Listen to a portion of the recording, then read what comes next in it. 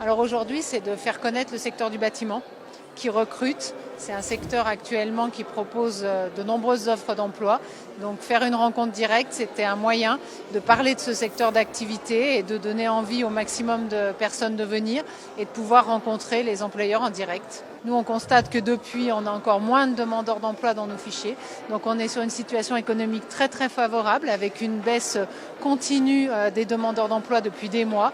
Donc forcément, les tensions se créent sur le marché du travail et il est de plus en plus dur de recruter. Le recrutement est toujours sous tension. C'est quand même toujours difficile de recruter des personnes, principalement menuisiers, poseurs ou d'ateliers. Bon, malgré tout, on a quand même nos équipes en place et qui sont présentes et fidèles. Donc on a quand même du personnel pour travailler, mais quand on a du surplus ou des hausses d'activité, c'est difficile d'avoir des personnes qui viennent compléter les équipes. Le recrutement, c'est deux choses, c'est le savoir-être et le savoir-faire, c'est d'avoir des personnes qui sont motivées, qui ont l'envie de bien faire et d'être présents au travail et puis de connaître le métier quand même du bois, c'est important. Pour recruter via plusieurs réseaux, donc aussi bien les réseaux sociaux que le site Pôle emploi, que Indeed, le bouche à oreille, Mission Locale, nos partenaires. Au sein du groupe ART, effectivement, il n'y a pas que Alpes Paysages, bien sûr, qu'on propose aussi du travail sur certaines structures du groupe ART qui ne parlent pas spécialement la langue française et ça marche quand même, on y arrive. On a un carnet de commandes qui est bien rempli jusqu'à la fin de l'année.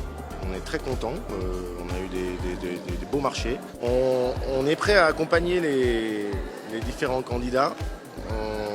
On a aussi besoin de vrais électriciens.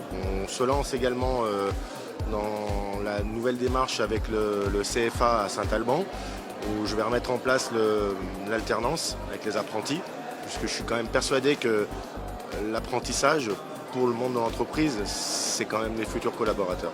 Non, c'est pas si simple que ça. En cette période où il y a beaucoup de travail et beaucoup de demandes de postes. Ils recherchent beaucoup aussi la liberté, la montagne, le travail en extérieur, le travail difficile, le défi technique, les gros chantiers un peu compliqués. C'est un travail très physique. La rémunération est importante bien sûr parce qu'il faut qu'elle soit en adéquation avec le poste occupé et puis qu'elle corresponde à la difficulté des postes qui sont chez Joly et Philippe. Nous, on forme en alternance, donc en apprentissage, des jeunes de 16 à 29 ans. On a également depuis plusieurs années des parcours en un an pour des personnes qui sont déjà qualifiées sur un premier métier, quelle que soit la spécialité, qui viennent se former donc sur une année en contrat d'apprentissage pour obtenir une qualification dans le BTP. Alors c'est vrai qu'aujourd'hui les entreprises qui forment en apprentissage, c'est pour garder derrière, dans la majorité des cas. Quand c'est pas le cas, elles le disent de toute façon, donc les jeunes sont informés au démarrage. Donc je dirais que le jeune qui souhaite poursuivre dans le BTP à l'issue de sa formation, il trouve forcément du boulot où il reste dans l'entreprise dans laquelle il a été formé. Pour ceux qui cherchent des collaborateurs, c'est de s'ouvrir au maximum à des profils atypiques ou inexpérimentés qu'on va former au fil de l'eau. Donc il faut communiquer sur son métier, il faut en parler, il faut valoriser l'entreprise, l'intégration dans l'entreprise, former. Et puis pour le demandeur d'emploi, c'est la même chose, c'est aller découvrir d'autres secteurs d'activité, accepter de se former.